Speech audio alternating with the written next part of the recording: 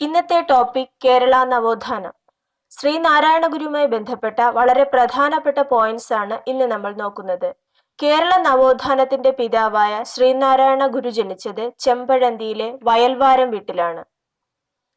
ഇവിടെ ഒരു question: Indian നവോത്ഥാനത്തിന്റെ പിതാവാര്? ഉത്തരം രാജാറാം മോഹൻ റോയ്. ജി ശങ്കരക്കുറുപ്പ് ശ്രീനാരായണ ഗുരുവിനെ രണ്ടാം ബുദ്ധൻ എന്ന് വിശേഷിപ്പിച്ചു. ഇന്ത്യൻ തപാൽ സ്റ്റാമ്പിൽ പ്രത്യക്ഷപ്പെട്ട ആദ്യ മലയാളിയാണ് ഇദ്ദേഹം. അതുപോലെ തന്നെ ഒരു വിദേശ രാജ്യത്തിന്റെ തപാൽ സ്റ്റാമ്പിലും പ്രത്യക്ഷപ്പെട്ട ആദ്യ മലയാളി. രാജ്യം ശ്രീലങ്ക. ഗുരു സന്ദർശിച്ചിട്ടുള്ള ഏക വിദേശ രാജ്യവും ശ്രീലങ്കയാണ്. ശ്രീനാരായണ ഗുരുവിന്റെ ജീവിതത്തെ ആസ്പദമാക്കി നിർമ്മിച്ച സിനിമയാണ് യുഗപുരുഷൻ.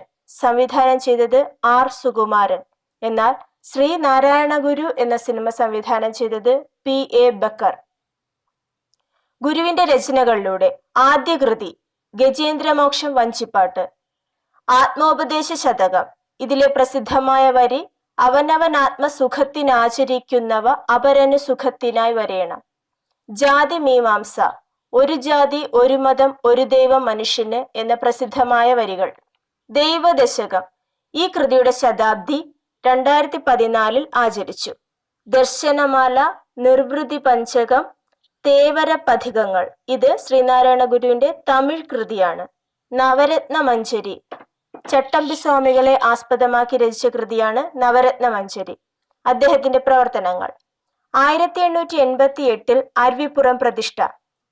1903 മെയ് 15 SNDP കൊല്ലത്ത് സ്ഥാപിച്ചു. SNDPയുടെ മുൻഗാമി വാവൂട്ട് യോഗം.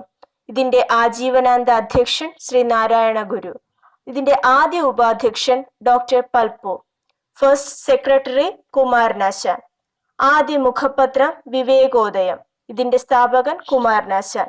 നിലവിലെ മുഖപത്രം യോഗനാഥം. 1913 അദ്വൈതാശ്രമം ആലുവയിൽ സ്ഥാപിച്ചു. 1924 ഇവിടെ വച്ച് സർവമത സമ്മേളനം നടന്നു.